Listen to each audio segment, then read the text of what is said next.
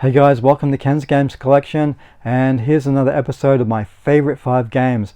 This isn't my top 5 game list, this is my go-to games, the games I played a lot on each console. And this time I want to go and look at the MegaDrive, which is known as the Genesis in America, obviously. What's going to make this a little bit different is its Japanese MegaDrive games. I remember back in the early 90s when the MegaDrive was released, I found a great import store here in Brisbane, and it would be my go-to place for picking up grey imports, Japanese MegaDrive games. And the first game that I ever saw at this grey import store was Marvel Land. As you can see with the graphics, it looks so cool with the cover art, anime style graphics. And when I saw this in the shop, it grabbed my attention straight away. I remember getting this game and getting my Aussie MegaDrive modded so I could play Japanese games on it, which was really cool. And it looks familiar. In America, it was released years later as Tales Meets Adventure. So yeah, it did eventually get a US release, European release, but I played this so much, and it was such a cute Japanese platforming game, and that's what drew my attention to it. A great game that I would play so many times. Another game that I was loved in the arcade was Bonanza Brothers. Man, I played this a lot as well. All these games I played so much, it's just incredible. But you know what's really interesting about this game was in Japan, the storyline was your criminals breaking in and entering and stealing jewelry, objects, whatever. For the European release, they worked for a security company where they would test out the system, so they would go and try and do that. But in Japan, it was about criminals breaking into places and stealing items. And yeah, in the West, the storyline got changed to working for a security company, testing out the systems. So yeah, great game, multiplayer game, great arcade game, and yeah, I just love the Japanese artwork on these things.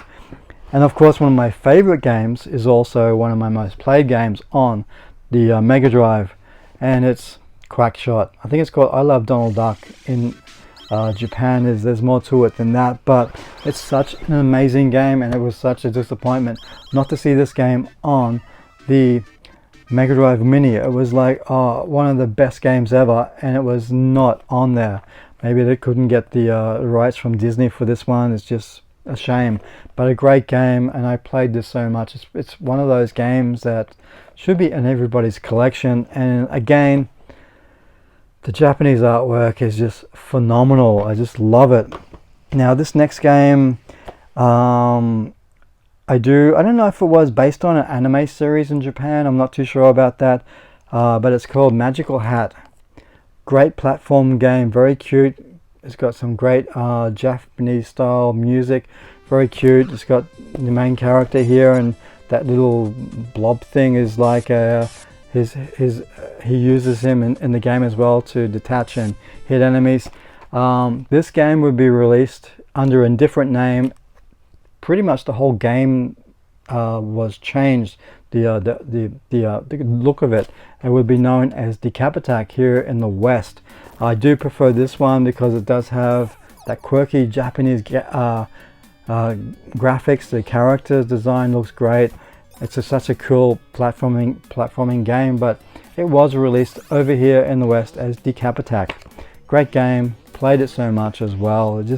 Yeah, it was a great system, the MegaDrive. It was just unbelievable, the amount of games on it, and these were my go-to games.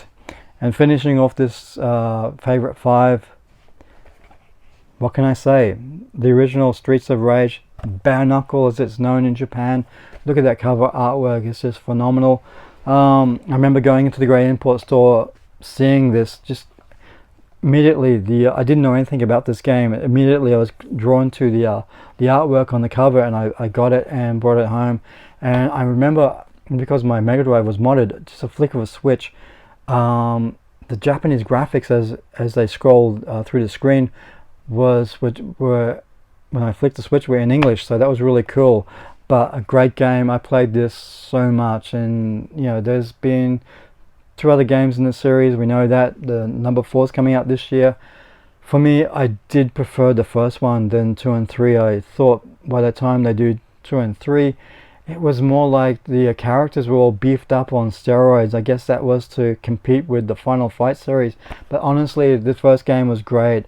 The music by Yuzo Kishiro was unbelievable. Some of the best in-game music I've ever heard.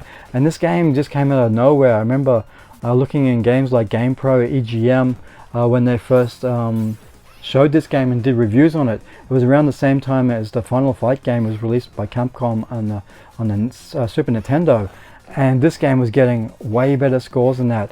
You had the 3 playable characters, whereas in Final Fight there was only the 2 playable characters. Sure, it was all beefed up and looked great, but this was an incredible beat 'em up game, and I just absolutely love it. It's one of my favorite games on the Mega Drive as well, and it is one of those games that I will still go back to even now with the I think the Mega Drive collection, and just replay this game. Is such an incredible game. So that's it, guys. That's my favorite 5 games for the Mega Drive. What was your favorite 5 games on the Mega Drive? Have you ever collected Japanese Mega Drive games? Just look at the artwork, just unbelievable. That's the main reason why I prefer the Japanese artwork. And you may be surprised to see that Sonic the Hedgehog is not in this list of favorite 5 games. Look, I do like the Sonic games. The first game was great. The first 3 levels in that game, the Green Hill Zone, was amazing. Just the flow of gameplay, the speed of it. But then you go on to later levels, and it just slowed down into like a platforming game. I wanted a fast flowing game like those first 3 levels were, and you know, it ended up being slower platforming, and that's why it was a game I played a lot, but it doesn't warrant being in my favorite 5 games. So that's why that's not there, just for that reason. I want Sonic to be a fast flowing game, not some platforming stuff that comes later on in those levels. So that's why it's not there. So that's my Mega Drive collection. Again, incredible artwork, great system. So yeah, well, let's see what I can do next. I haven't gone through the other collections yet to have a look at what's my favorite 5 games, but that's it for this video. Thanks very much for watching, and I'll see you later, guys. Bye.